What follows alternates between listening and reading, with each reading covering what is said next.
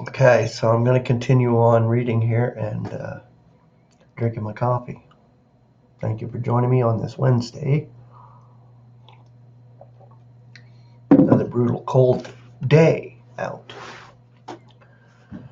When you're in the deep freeze, you want to be out of the deep freeze. When you're in too much heat, you want to be, it's like Goldilocks or something. It's too hot. It's too cold. It's not perfect. Why do we need perfect as human beings? Because we're mortal and we're dying and we're unsatisfied all the time. All right, so I want to continue with this. This section here, a prayer for spiritual power. Now, we're praying for a realization of God's will, a realization of his love. With Paul's prayer in Ephesians, that's what it was for, a spirit of realization and wisdom. But it's God's wisdom, and it's God's giving the realization in the first place. So this is our prayer, Paul's prayer in Ephesians. It's not what you see in the world of Christianity and religion. They go ritualistic style and do their prayers, and they're useless. They go nowhere. We're that close to the Father that we're able to come to the Father through Christ, our brother, our head, and petition God for a realization of his love and his grace. More and more and more. And the more we receive, the more we realize. The more grace we receive, I believe, the more we realize his love. So, once before, he had issued a prayer on our behalf. The burden of that petition was that we should receive a spirit of wisdom and revelation in order that we may perceive the threefold secret. Now his petition is for spiritual power to realize the love that underlies the new revelation. What a contrast with the approved prayers of today in Christianity. We pray for power, but it's for service. The Christian God, small g, is a little deity who somehow needs our help. Not our great God who desires our heads and our hearts. Let us not decry diligence in doing his will. There is but one Father that we pray to and petition God. The Father, God the Father, through Christ our Lord. Christ our Lord, his title is Christ. It's not Jesus. Like Martin done a video the other day and he mentioned that, and that's great when you realize that it is Christ Jesus, not Jesus Christ anymore in his humiliation. Even Seth did a video and talked about the cross and stuff, like people wear it and might as well call it bling, because that's all it is. Blings, bling, sparkly cross or something. No, it's a dead friggin' pole. That's all it was, a dead pole. So they might as well wear just a dead pole without a cross piece on their neck. We have but one Father, God the Father. It is customary to name those derived from a common stock after the Father from whom they sprang. So we find the sons of Israel divided into 12 tribes according to the patriarchs. They are known by the name of their ancestors. In the world of spirit, there is but one Father, one God the Father, out of whom all is, and all who are his own him as such. They may be many families in the flesh, but in spirit they are one. Right now in one. One in spirit in the body of Christ.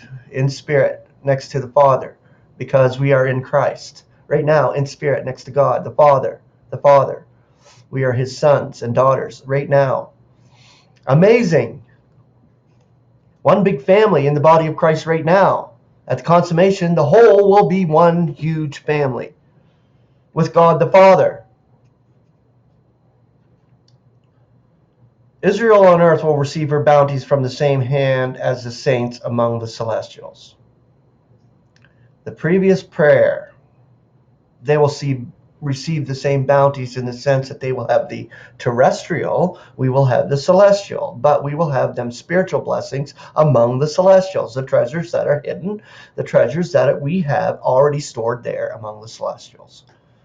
And the saints in Israel will have the bounties and blessings on the earth, on the new earth, as we do in the heavens and in the celestial realm.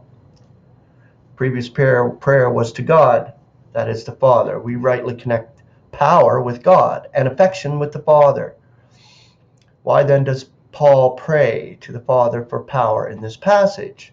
Because the greatest display of power is not connected with God as creator, or with the reconciliation of the sinner, or even with great supernatural manifestations. Far more is needed to give the saints a grasp of the love which underlies the latest overflow of God's affection and manifested in the secret. If the reader of these lines has been enabled to apprehend the truth of the epistle to this point, and goes on to lay hold on the love which it reveals, he may rest assured that it is the fruit of a spiritual force far beyond any other in this administration of God's grace. On all sides, saints are seeking power. Power for service, power for miracles, power for healing, power for everything except the one thing essential, power to entertain and respond to the truth of the secret. It is this response for which the apostle is bowing the knees. Why should not the supremest display of God's grace and wisdom lead us into the greatest grasp of his affection, his love, his agape love? How else could this be revealed? Yet even after we are graced with the spirit of wisdom and revelation in order to fit our minds to apprehend God's secret grace, we may still be unable to fathom the love from which all springs and for which all operates. And I think that love is a realization that we're not fighting flesh and blood. That's part of it, because why are we fighting our fellow human beings? We need to be praying for a realization of God's love for his whole creation. Even through all this crap that the world is going through right now and will go through during the tribulation, we can still pray for God's mercy and love for them. It'll be fabulous at the consummation when it's one big family and God is the Father of all that he created through Christ, his Son. Grace and peace. Have a beautiful Wednesday.